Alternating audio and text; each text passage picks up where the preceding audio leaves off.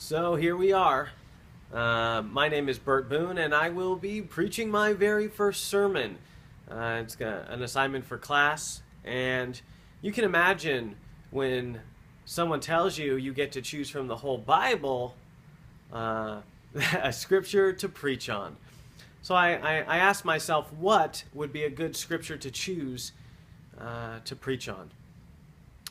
I myself am a pretty diverse person, and I do have a few tattoos, and I have 5 verses tattooed on my body right here. I had each one of my family members choose a verse. Naturally, I told them that it was an assignment for school. It was a tattoo. And so I thought, what would be better to preach on than the verse that I chose? And the verse that I chose was Matthew 20:16. The last shall be first, and the first shall be last. When I read this story and the parable of the landowner, it really hit home to me. And I realized that God is always there. And whether you come to Him, no matter when you come to Him, He will always be there.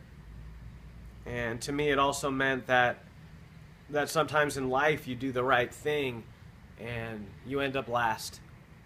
And to me, it meant not only can I come to God anytime and be saved, but I can also, if doing the right thing in life gets me in last place, well, maybe when I die, the last shall be first and the first shall be last. So maybe I'll finally be rewarded for being a good person and for doing the right thing. Coming up with examples of unfair situations. I think the world just gives us so much choice on stuff that is just unfair.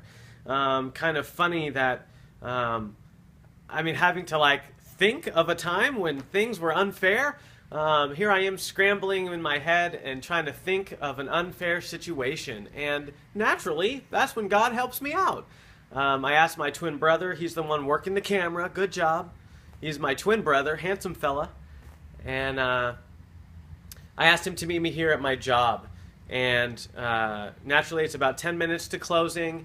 And I get a call from some guy I manage a futon shop, and he wants a futon. And I'm like, you have got to be kidding. The one time I want to close shop early or close right on time, I have somebody calling and coming in the door right when we're closing. And to me, it was like, man, here I had asked my brother to come and help me out, and naturally I have a customer coming in at the last possible second. And I just did not want to be nice to this guy, and it was ironic because it's oh yeah, can I kick you out and be a jerk to you because I want to preach a sermon? Are you kidding me? If that just isn't God just laughing at me, I think that He does that far too often. And to me, that was just, again, a perfect example of an unfair situation. It's come on, I got to stay late for this guy? That's a part of my job. But at the same time, is it? When I close at 7 o'clock and you're here past 7, is that still a part of my job?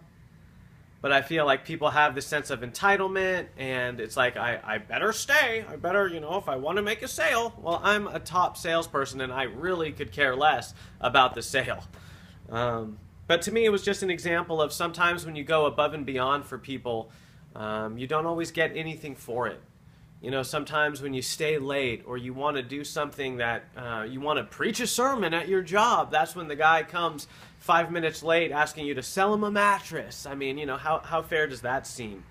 And also another example of something that I thought was unfair was the way that the bonus structure is here at my job. I, again, manage a futon shop, futons. And we basically sell against our past year's numbers. So we have to beat our last year's sale by a certain percentage in order to make bonus. For me, I'm one of the top salesmen in the company, and I've been here a little while. So now I'm running on my own numbers that I'm having to beat. And I just thought, how fair is that? That I have these huge numbers because I'm a great salesman, and yet for me to make bonus, I have to beat my own high numbers, while somebody else who's not as strong as a salesperson can actually make more money than me because their bonus structure will be on a lesser level. So because they're going against numbers that aren't as good, they don't have to sell as much in order to make more money. And I thought, that kind of seems a little unfair. And it's because it is. Because for being a better salesperson, it's going to be harder for me to make more money. I mean, how fair does that seem? That a weaker salesperson would have a better chance at making more money than me. It's like I'm being punished for doing a good job. And in a certain degree, I think that's just the way life is. That doing the right thing doesn't always get you good results.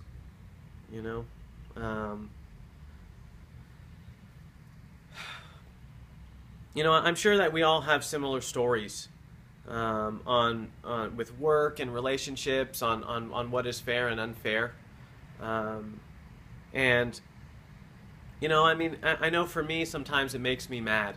It's like why is this? Like, what's up, God?